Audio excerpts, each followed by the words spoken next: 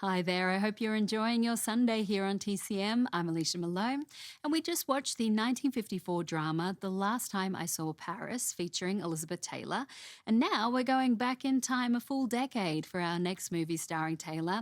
She was just 11 years old when she began production on this film, but her performance shows a maturity well beyond her young age. From MGM in 1944 and directed by Clarence Brown, it's National Velvet. The star of the film is actually Mickey Rooney, who plays an ex-jockey who meets Taylor and her family and is soon convinced to help her train her horse to compete in the famous Grand National Steeplechase. Even though Rooney is the star, Taylor has the pivotal role, and interestingly, she was not the first choice to play the part. The studio was auditioning a number of teen and preteen girls, both in England and in the US, but it was director Clarence Brown, who had previously worked with Taylor on the drama The White Cliffs of Dover, who suggested her for the part.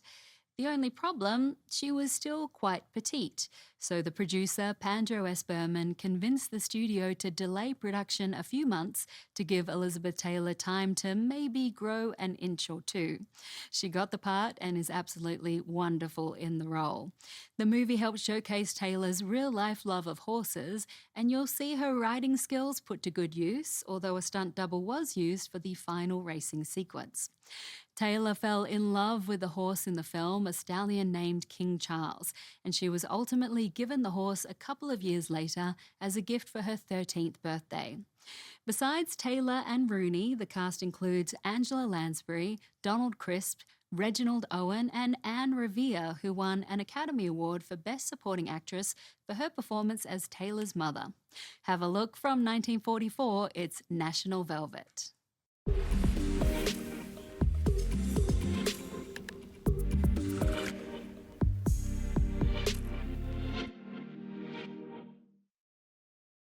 Anne Revere won an Academy Award for Best Supporting Actress for her performance as Mrs. Brown in National Velvet.